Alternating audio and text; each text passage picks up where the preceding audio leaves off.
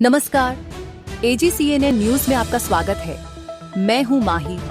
प्रस्तुत है मुख्य समाचार। जम्मू कश्मीर में 6 साल बाद राष्ट्रपति शासन हटा, 16 अक्टूबर को शपथ ग्रहण संभव। आज की सबसे बड़ी खबर जम्मू कश्मीर से है। 6 साल के लंबे इंतजार के बाद आखिरकार जम्मू कश्मीर से राष्ट्रपति शासन हटा लिया गया है। गृह मंत्रालय ने इस संबंध में अधिसूचना जारी कर दी है, जिसमें कहा गया है कि जम्मू कश्मीर के संबंध में 31 अक्टूबर 2019 का आदेश नई सरकार के गठन से पहले निरस्त हो जाएगा।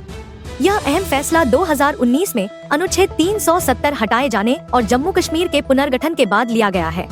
जम्मू कश्मीर में विधानसभा चुनाव का आयोजन हाल ही में 3 चरणों में हुआ था, जिसमें कुल 63.88% मतदान दर्ज किया गया। यह चुनाव इसलिए भी ऐतिहासिक था क्योंकि 2014 के बाद पहली बार जम्मू कश्मीर में चुनाव हुए। नतीजे 8 अक्टूबर को आए, जिनमें नेशनल कॉन्फ्रेंस कांग्रेस गठबंधन ने बहुमत हासिल किया। 90 सीटों में से नेशनल कॉन्फ्रेंस ने 42 सीटें जीती, जबकि बीजेपी 29 सीटों के साथ दूसरे स्थान पर रही। कांग्रेस ने केवल 6 सीटें जीती, कश्मीर में 5 और जम्मू संभाग में 1। इसी के साथ आम आदमी पार्टी का भी खाता खुला, जिसने 1 सीट पर जीत दर्ज की। 51 विजेता उम्मीदवार ऐसे हैं जिन्होंने पहली बार विधानसभा का चुनाव जीता है। उमर अब्दुल्ला, जिन्हें गठबंधन का नेता चुना गया है, 16 अक्टूबर को मुख्यमंत्री पद की शपथ लेने जा रहे हैं। उन्होंने उपराज्यपाल मनोज सिन्हा से मुलाकात कर सरकार बनाने का दावा पेश किया है। यह उमर अब्दुल्ला का दूसरा कार्यकाल होगा। इससे पहले वे 2009 से 2014 तक, जब जम्मू कश्मीर एक पूर्ण राज्य था, मुख्यमंत्री रह चुके हैं। अब बात करते हैं कांग्रेस की स्थिति पर। कांग्रेस की स्थिति इस बार कुछ कमजोर नजर आ रही है। जम्मू संभाग में कांग्रेस महज 1 सीट ही जीत पाई है और अब्दुल्ला सरकार के बहुमत के लिए कांग्रेस की निर्भरता बहुत ज्यादा नहीं है। इसके बावजूद कांग्रेस गठबंधन का हिस्सा बनी है, लेकिन उसके लिए यह गठबंधन तलवार की धार पर चलने जैसा है।